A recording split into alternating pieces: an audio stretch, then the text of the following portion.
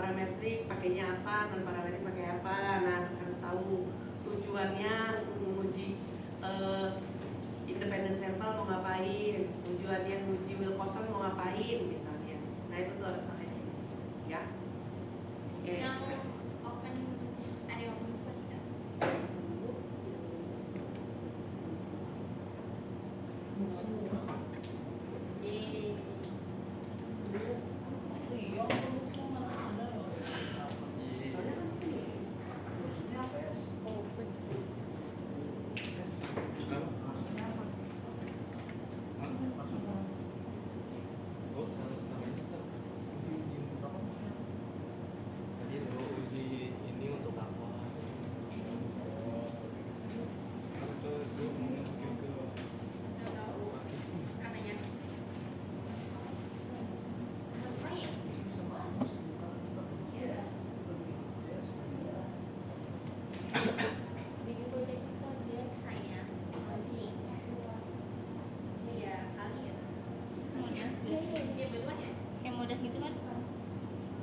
Open book ya.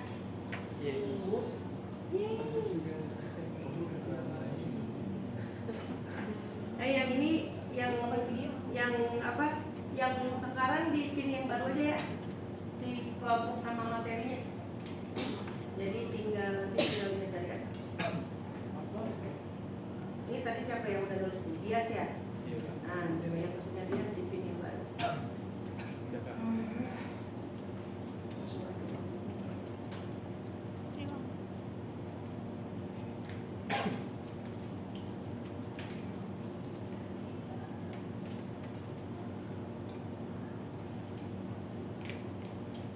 Udah? Lanjut ya? Kita mulai.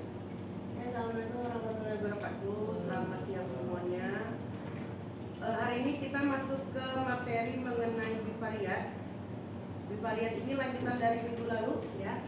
Jadi untuk bivariat ini sendiri kita sudah melihat adanya pengaruh antara variabel X terhadap Y ya.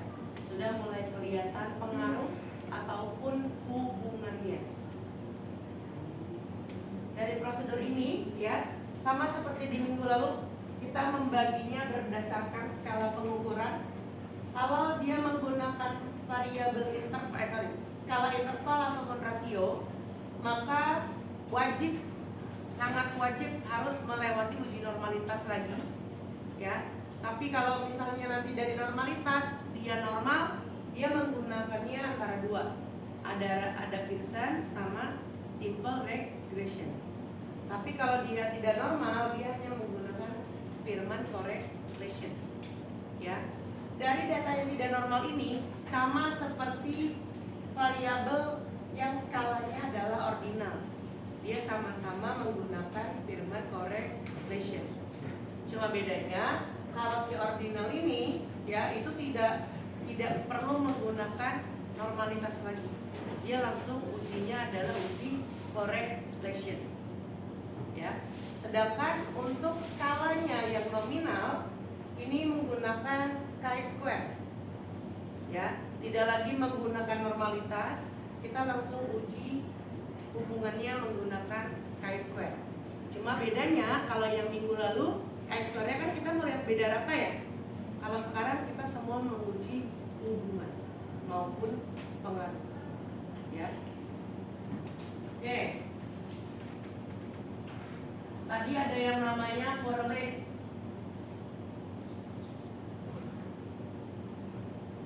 Correlation.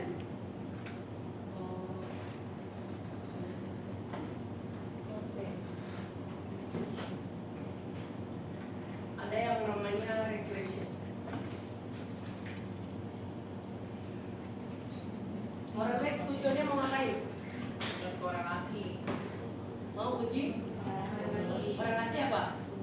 Hubungan. Kalau uji hubungan antara variabel X dan Y-nya satu arah. Kalau X-nya naik, Y-nya juga naik. Ataupun X-nya turun, Y-nya juga ikut turun. Tapi kalau regression berarti kita mau melihat apa? uji pengaruhnya. Kalau X-nya naik, dia bisa Y-nya turun. Ataupun X-nya turun, Y-nya bisa. Nah, ada nggak kalau misalnya X-nya naik, Y-nya naik? Ada juga. Semuanya ini ya, ini berdasarkan dari teorinya. Kita lihat basic teorinya dulu. Dari artikel-artikel, biasanya kan kelihatan tuh ya, artikel di rangka konseptual masing-masing. Misalnya H1-nya A berpengaruh positif terhadap B. Berarti semakin tinggi A-nya, berarti B-nya juga akan semakin. Kalau positif gimana? Tinggi. Kalau pengaruh terdapat pengaruh negatif antara engagement terhadap turnover. Semakin tinggi, semakin rendah engagementnya, maka turnover seseorang akan semakin engagement akan semakin. Seseorang yang mempunyai keterikatan terhadap pekerjaan, kalau dia nggak betah, berarti artinya turnovernya tinggi.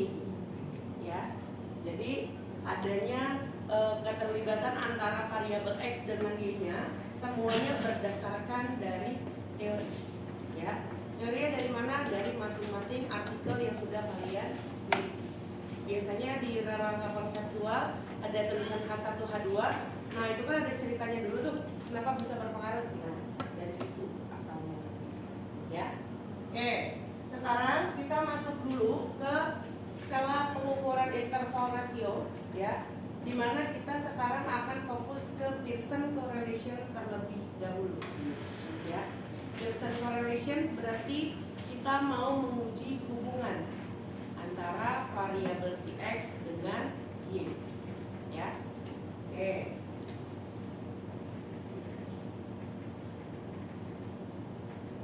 Nih, kriterianya. Variabel yang digunakan dua, X terhadap Y. Kalau Pearson, ini Pearson nih.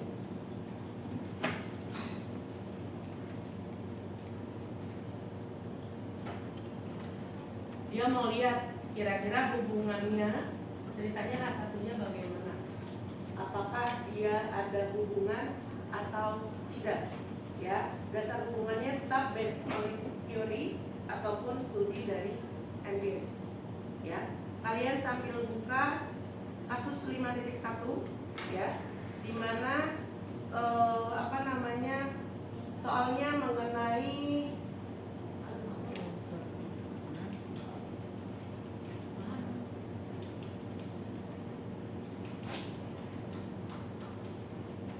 nih, teori konsumsi dikatakan bahwa pendapatan berhubungan positif dengan konsumsi. Karena kalau kebetulan kalian mahasiswa dan mungkin punya pendapatan kan, jadi pendekatannya adalah uang saku. Semakin tinggi uang sakunya, konsumsinya akan besar atau akan ya. Nah, di sini ada data, ya, data dari kasus 51.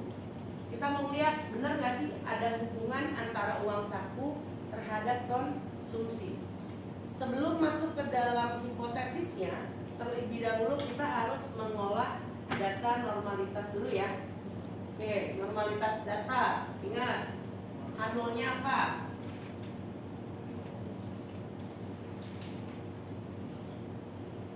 H0 data distribusi normal. Dan variabelnya apa tadi? Uang saku ya. Data uang saku dan konsumsi terdistribusi normal. H-nya berarti data uang saku dan konsumsi tidak terdistribusi normal.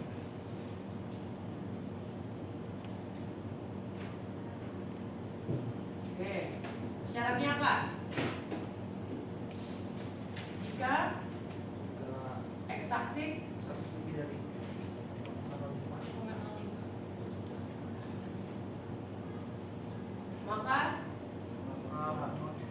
Anul diterima. Kalau kurang berarti Anul ditolak. Oke. Kalau sudah, coba kalian lakukan pengolahannya. Masih ingat?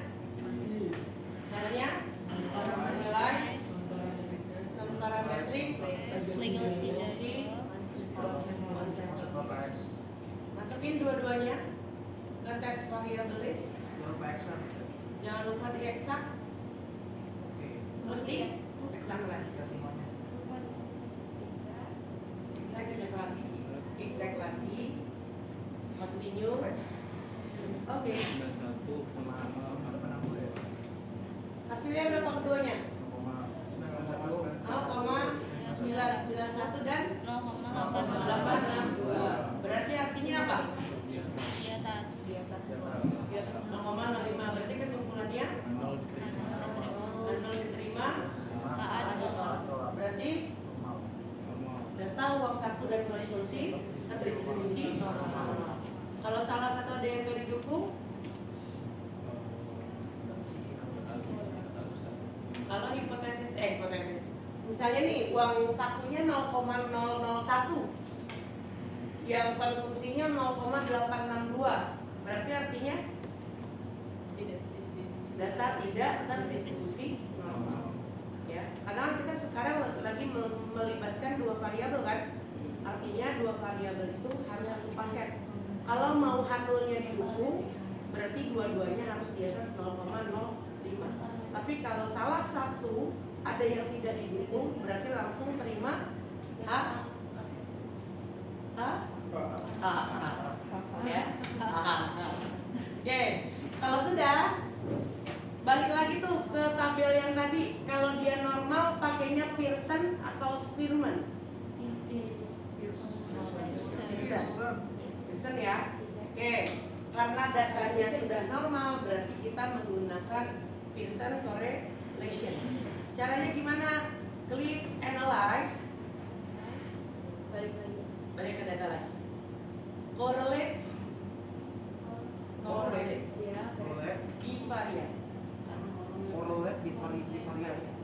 Masukin tuh dua-duanya ke sebelah kanan variabel.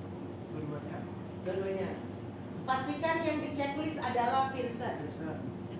Nah, kalau sudah, tadi test of signifikannya, hipotesisnya tadi apa kalau di soal? Baca soalnya. Soalnya apa?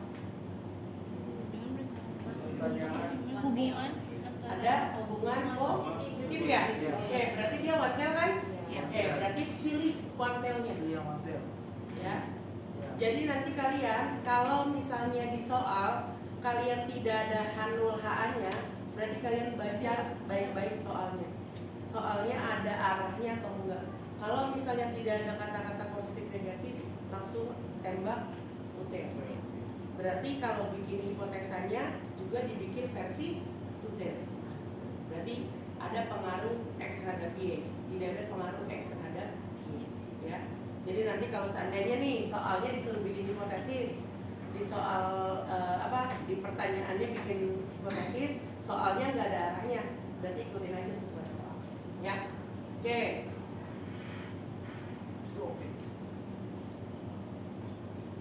Uji hipotesisnya. Handulnya itu tidak terdapat hubungan positif atau bisa kita katakan ada hubungan negatif antara uang saku dengan konsumsi.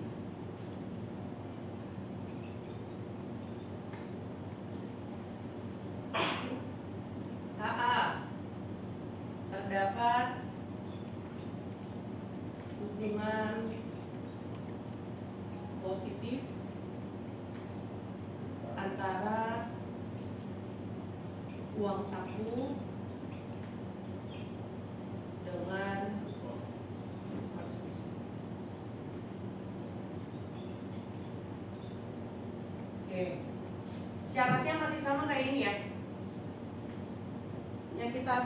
harapkan kurang dari lebih dari signya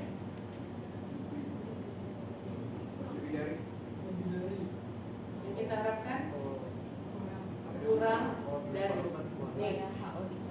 Nah, supaya H0 ditolak berarti uji hipotesis kita harapkan signya kurang dari 0,05 ya. Oke, ini adalah hasilnya. Lihat dari nilai signya ya. Signya nggak usah dibagi dua lagi karena sudah tadi udah di setting ontel kan ya. Oke, nilainya di bawah atau di atas? Di bawah. Berarti yang didukung H0 atau HA?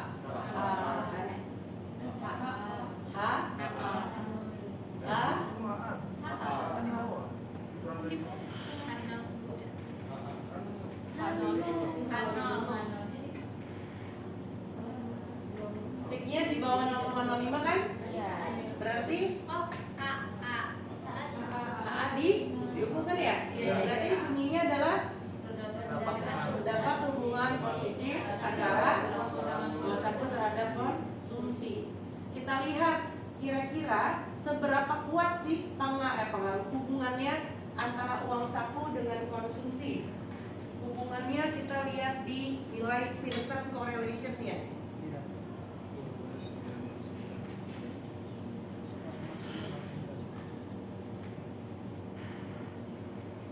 Ada jarak 0 sampai 1. Di sini dikatakan dia sangat lemah kalau nilainya 0 sampai 0,25. Dari 0,251 sampai 0,50 itu adalah lemah. Dari 0,501 sampai 0,75 itu adalah kuat. Berarti yang di atas 0,75 adalah sangat kuat. Kita lihat nilai Pearson correlation-nya. Berapa nilainya? 969. Berarti hubungannya antara kedua variabel sangat kuat. Berarti kesimpulannya apa? Oh, ternyata adanya hubungan yang positif dan sangat kuat antara uang saku dengan konsumsi. Ya. Hal tersebut dilihat dari nilai apa? Nilai signya. Signya sebesar 0,00 kurang dari 0,05. Dan nilai Pearson correlation-nya sebesar 0,969. Ya. Nilai yang paling baik itu adalah nilai yang mendekati 1. Ya. Paham? Aman? Aman. Kita masuk dulu ke yang hubungan-hubungan dulu ya. Nanti yang pengaruhnya belakangan. Ya, oke. Kalau sudah, lihat lagi sekarang kita masuk ke data skala ordinal, ya. Itu menggunakan Spearman correlation. Kalian boleh buka datanya di kasus 5.2.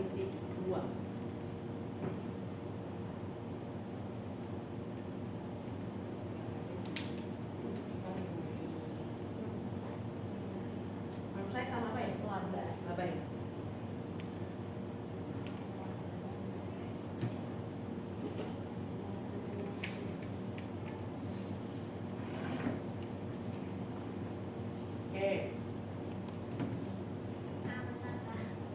Belum.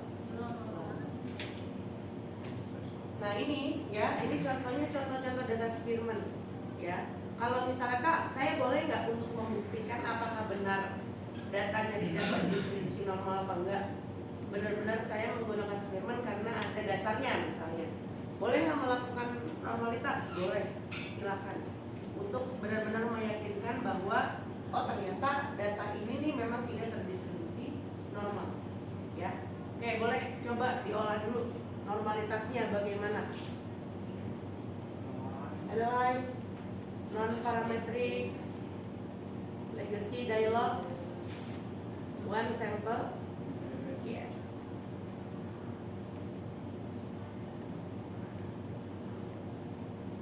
Jangan lupa dieksak ya. Hasilnya bagaimana? Benar di bawah? Di bawah 0,05? Berarti tidak normal, benar ya? Berarti benar menggunakan Spearman correlation.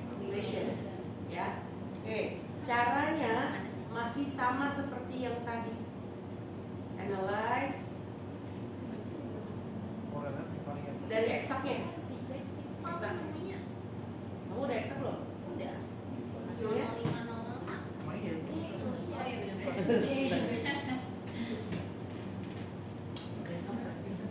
Analyze, correlate, Varian. divariat lagi. Proses tabel kanan. Correlate. Nah, Analyze correlation varian. Masukin dua-duanya. Jangan lupa tuh, correlation koefisiennya apa? Spearman. Spearman. Berarti si Pearsonnya yang di checklist dihilangin, diganti sama Spearman. Ya sudah. Ya. Kata lagi apa? Sama kayak tadi lagi. Watel. Test of signifikannya juga one. Mantel. Watel. Ya. Udah. Ada yang belum? Udah. Udah, udah oke aja. Hasilnya bagaimana? Bagus. Bagus. Siapa yang didukung? Eh, 0,9. apa? Dulu. Hah? Tadi correlation. Berarti kesimpulannya ada atau tidak ada? Terdapat. Ada hubungan positif antara lihat. Besar dengan laba. Hubungannya gimana? Sangat kuat. Misalnya gimana sih Kak? Mana? Apa? Di slide nomor ya. Yes, yes. Ini 0,9 kan? Iya. Oh pengaruh bisa. Bentar, kita skip. Terdapat hubungannya berapa kuat? Sangat kuat. Iya. Dan dia Biar tahu kuat. tata caranya. Ya. Karena dia Dari sekitar Oke. itu hubungannya seberapa kuat? Jadi kan angkanya Ada yang masih bingung? 9, 7, 9. Hubungannya kuat banget kan? kuat. Berarti bucin banget ya berdua ya. Betul. Ya. Oke. Oh. Aman? Nah, Aman. Sekarang kita coba lagi untuk skala pengukuran nominal. nah, Ya. Yang nominal kasusnya ada di kasus 5.3. Kita lihat dulu datanya. Kasus nah itu. Nah, ini contoh kasusnya di slide 22. Suatu kajian dilakukan dengan tujuan kita mau tahu kira-kira ada nggak sih hubungan antara tingkat pendidikan sama jenis musik yang disuka. Ya, nggak melulu yang namanya dangdut tuh pendidikannya rendah, nggak juga. Saya juga kadang suka dangdut kok. Nah, ya, atau misalnya, oh ternyata yang tamatan SD sukanya rock gitu, ya nggak apa-apa kan? Nah, pokoknya kita mau lihat kira-kira ada hubungannya atau enggak antara pendidikan dari respondennya dengan jenis musik yang disukai, ya. Lihat dari hipotesisnya di slide 23. One tail, two tail. Kenapa? Karena nggak ada arahnya kan ya? Oke, berarti nanti perlu bagi dua nggak? Iya. Enggak. Nggak usah bagi dua. ya. Oke, perlu uji normalitas nggak? Tidak. Karena Karena tidak terus. Karena tidak terus. perlu Yang perlu. Tadi benar jawabannya tidak. Kenapa tidak? Karena tutil. Selain itu, karena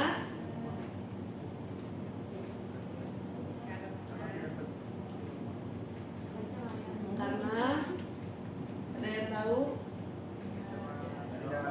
Karena skalanya nominal. Lihat tuh di bagian yang slide atas. Kan tadi ada tuh. Kalau normalitas yang digunakan hanya untuk skala interval maupun rasio. Kalau nominal ataupun ordinal berarti tidak lagi menggunakan normalitas. Ya. Oke, dibuka kasus 5.3-nya. Sudah? Sudah. Kalau sudah, ini bangun gimana nih? If Rasanya udah di situ kan. Kak. Terus ngapain? Ngapain?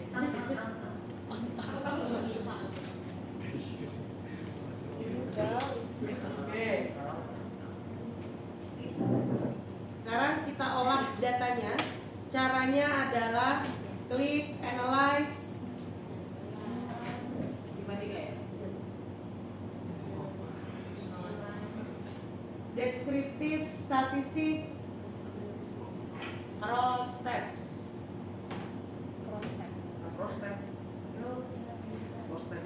Nah, terserah tuh mau dipindahnya yang mana, sama aja. Mau row-nya tingkat pendidikan atau kolomnya jenis musik atau sebaliknya silakan. Cross tab. Cara bacanya sama. Cross tab. Jangan lupa di Exact. exact lagi, Ya. Terus terus statistik, di flip chi-square. Chi-square. Ya. Continue. Oke. Iya. Analyze, deskriptif, statistik, cross tab. Chi-square dulu ya, Kak? Ya. Terus pilih salah satu terserah mau yang dipindah ini. Mau row-nya tingkat pendidikan atau jenis musik di row boleh. Terus exact lagi, terus statistik, checklist chi-square. Statistik chi-square. Oke. Sudah? Ya. Sudah.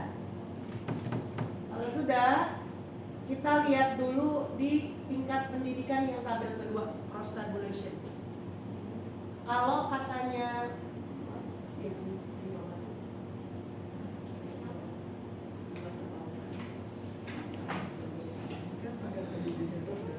Oke. Kalau tingkat pendidikan rendah ya, kalau di sini, oh ternyata yang paling suka download itu adanya di tingkat pendidikan rendah mayoritasnya. Untuk yang sedang, berarti yang disukai adalah jenis musik pop. Sedangkan yang tinggi itu adalah juga pop. Sama hampir beti lah, klasik ya. Oke.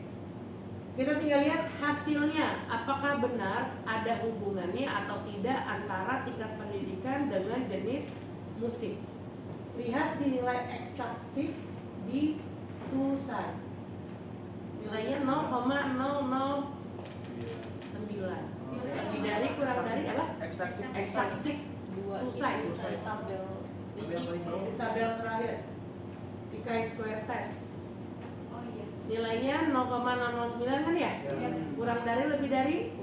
Bagi dua apa enggak? Enggak. Berarti kesimpulannya Ada. HO diterima. Iya. HO diterima, HA Hanul apa HA yang diterima? HA. Berarti artinya ada atau tidak ada? Ada. Ada hubungan antara tingkat pendidikan dengan jenis musik. Ya, ini baru korelasi. Kita tinggal lihat regresinya. Di sini artikelnya pada regresi apa korelasi? Ada hubungan. Ada yang regresi, pengaruh. Ada yang pengaruh. Rata-rata kebanyakan sih banyak pengaruh ya kalau yang saya baca. Tapi ribet ya Kak misi Apa tuh? buat ngerjain itu data. Tanya dulu. Kan nge-regress. Iya sih. Tapi tergantung kalau misalnya variabelnya lebih dari 2, ya berarti tetap ujinya. Biasanya kalau hubungan itu ada hubungan tapi belum tentu ada pengaruhnya. Tapi kalau pengaruh sudah pasti ada hubungannya. Intinya kayak gitu. Kayak gini deh, misalnya kalau kalian disuruh belajar nih sama orang tua sama pacar, lebih dengerin siapa? Wis,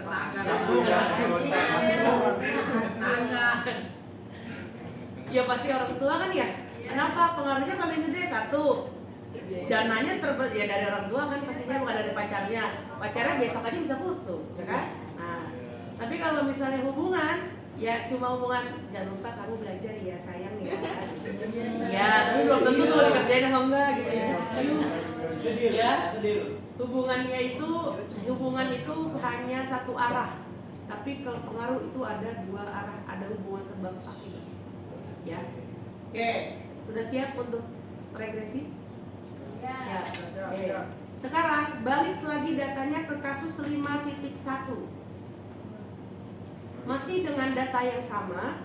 Kalau tadi kita mau lihat hubungan antara uang saku terhadap konsumsi, berarti kesimpulannya tadi sudah pasti ada hubungan kan? Nah, kita sekarang mau lihat ada nggak pengaruhnya antara uang saku terhadap konsumsi. Hipotesisnya gimana Kak? Hipotesisnya tinggal dibedain ini doang. Nih, tinggal beda hubungan menjadi pengaruh.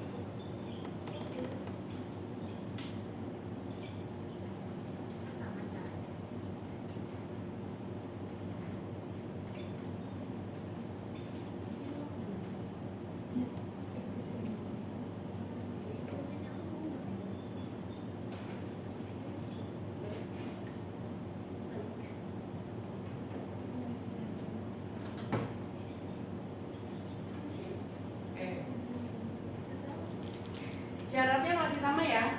Kita fokus yang mau didukung HA-nya berarti harus di bawah 0,05 ya. Oke. Sudah siap? Ya. Klik analyze. Regression. Regression. Linear. Namanya korelasi. Siapa yang menjadi dependennya? Dependen di kanan kiri. Kiri. Kanan dong. Dependen. Kanan. Kanan kiri. Kanan. Dependen. Konsumsi. Dependen kanan kan? Kanan. Berarti konsumsi. Independennya berarti sisanya adalah uang saku. Sudah? Dependen kiri. Dependen kanan bu. Dependen kanan. Independen kiri. Kanan. Baliklah dependen kiri. Independen kanan. X aja. Iya, sama dengan Y sama dengan Oh, X. maksudnya. Kan kalau rangka emang independennya kanan. Ini mau bikin pack apa enggak? Ini kan fungsi kan? Iya, kan model. fungsinya. Kita fungsinya kalau dia dari rangka konseptualnya si independennya gitu. Tapi Independennya kiri. Tapi kan ini model ini. Iya, Sudah tapi bisa. fungsinya baru iya sama Iya. Sudah? Jadi gimana Kak? Udah begini aja mah, udah begini aja. Dependennya kan. Dependennya konsumsi. Nah, nanti kayak di setelah UTS ya, regresi berganda nih yang dalam regresi berganda, caranya juga sama nih kayak gini. Cuma nggak usah ada klik-klikan begini, ya.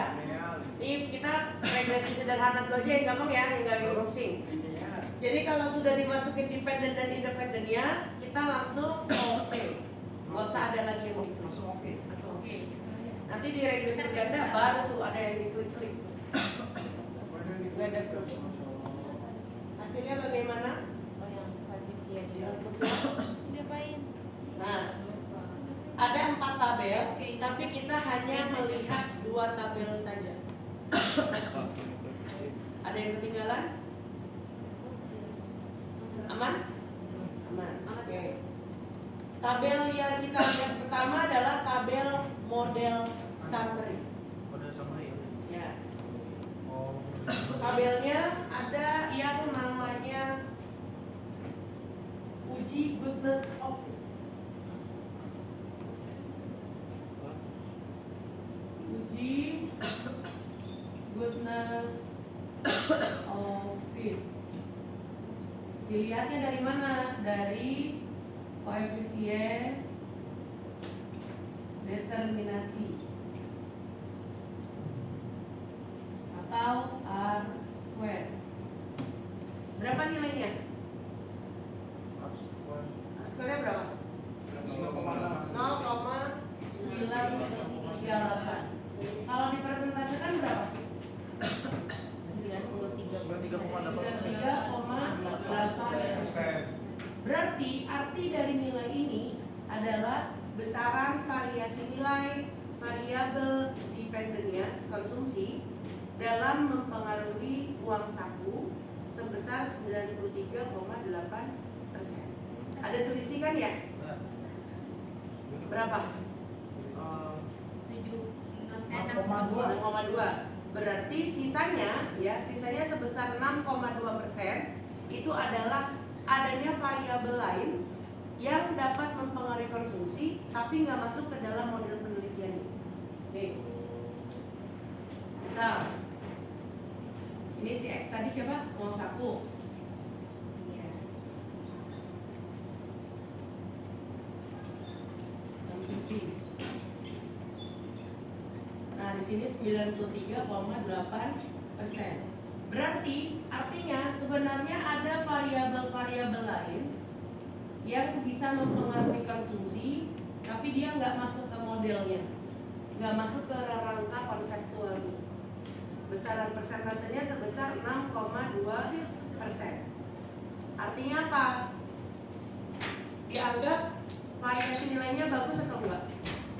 Bagus. Karena 93,8. nilainya mendekati 1. Satu. Ya. Kak, ada nggak yang nilainya masih di bawah itu? Ada. Berarti Banyak. berapa lah? Apa? 60 Apa aja tuh? Kalau yang nggak bagus. Minus bisa? Atau misalnya di bawah 0,5 bisa dianggap modelnya kurang oke lah, kurang bagus. Walaupun sebenarnya misalnya nih nanti dilihat hipotesisnya sebenarnya ya diterima aja, cuma modelnya aja yang kurang oke. Kenapa? Karena mungkin tidak ada penunjang dari variabel-variabel yang sudah lama. Misalnya nih kayak teorinya semakin orang itu puas maka semakin loyal kan ya orang terhadap menggunakan brand kan. Nah, anggap si satisfaction-nya, kepuasannya ini tidak digunakan variabel lain yang mungkin bisa mempengaruhi si loyalitas ya. Nah, mungkin nilainya akan berbeda dengan jika dimasukkan si variabel kepuasan. Biasanya seperti itu ya. Biasanya rata-rata variabel-variabel yang sifatnya persepsi ya, kalau misalnya data-datanya atau variabel lamanya tidak ditunjang, biasanya nilainya akan kecil. Begitupun juga data-data yang yang sekunder ya, sekunder juga sama. Kalau misalnya data-datanya biasanya yang mungkin bisa bermasalah karena apa? Biasanya dari sektornya. Misalnya yang kita ambil sektornya perusahaan besar, tapi tiba-tiba di dalam objek itu sampelnya ada 2 perusahaan yang justru misalnya kecil lah, dianggap perusahaan-perusahaan kecil ya. Misalnya tadinya ngomonginnya Big Five consultant kayak EY, terus apalagi sih biasanya Deloitte misalnya, itu yang KPMG misalnya, anggaplah yang besar-besar. Tiba-tiba kalian memasukkan data KP yang kecil-kecil, itu kan nilainya kan pasti akan jauh menyimpang kan. Nah, itu biasanya juga akan mempengaruhi nilai dari koefisien determinasi ya. Oke, kalau sudah, lihat sekarang hasil uji hipotesisnya ada di tabel koefisien ya. Kita melihat dari 2 sisi yang berbeda, ada nilai B dan ada nilai sig.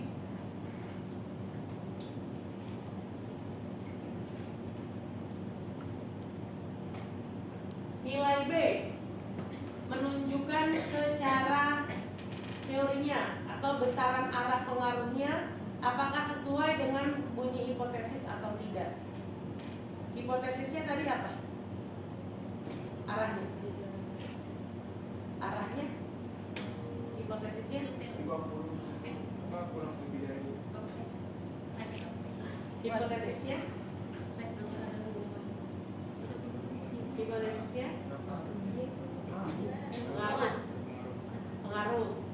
pengaruhnya apa? Nah, positif. Kan ada nih. Kan masih ikutin yang kayak tadi kan? Cuma bedanya tadi hubungan, ini pengaruh kan?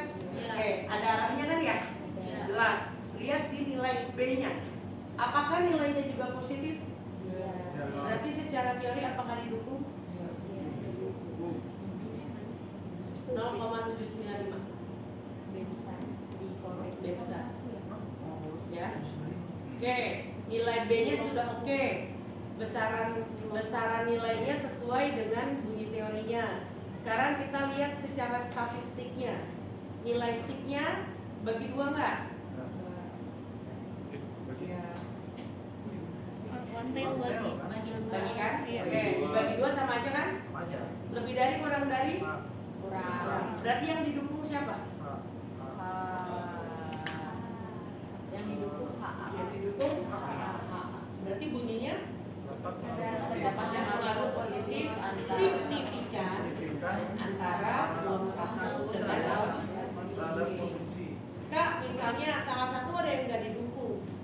mau B-nya ataupun SIG-nya lebih dari 0,05.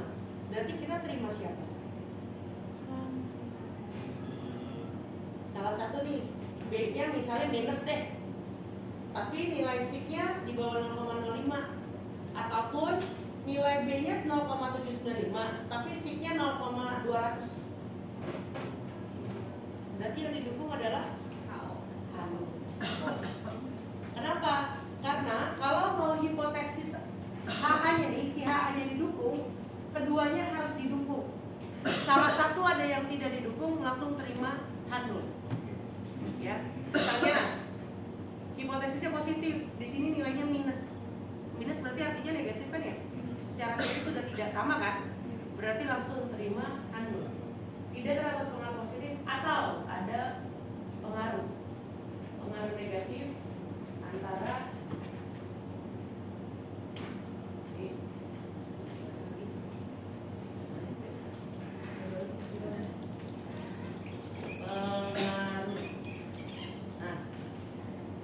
ataupun uang sakunya positif, nilai SIG-nya di atas 0,05.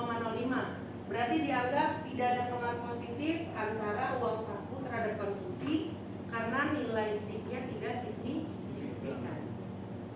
Kalau misalnya hipotesis nggak didukung, gimana Kak? Cari artikel lain. Artikel pendukung siapa tuh yang ngomong bahwa hasilnya itu sesuai dengan penelitian kalian. Ya. Misalnya, Kak, bisa taunya dia positif negatif gimana sih Kak? Kalau saya biasanya lihat dari hasil output yang ada di artikel tersebut. Misalnya penelitian kalian nggak signifikan, kalian lihat tuh di artikel itu nilainya juga signifikan atau enggak. Kalau enggak, pakai tuh teorinya, pasti ada tuh penjelasannya di sana. Ataupun misalnya Kak ternyata hasilnya negatif, tapi lihat di artikel pendukungnya, kalau seandainya nilainya pun negatif atau tetap tidak signifikan, pakai yang itu. Ya. Jadi lihat dia punya atau enggak, atau support atau enggak itu dari output tabel hasilnya. Ya. Oke, untuk fungsi ekonominya gimana? Y sama dengan A plus BX1 kan ya? Karena independennya cuma satu. Ditambah bla bla bla ditambah error. Y-nya siapa? Konsumsi sama dengan A itu berasal dari nilai konstan 0,119, B-nya 0,795 uang saku terhadap tambah Kak, seandainya nilainya minus gimana Kak? Berarti ininya diganti minus.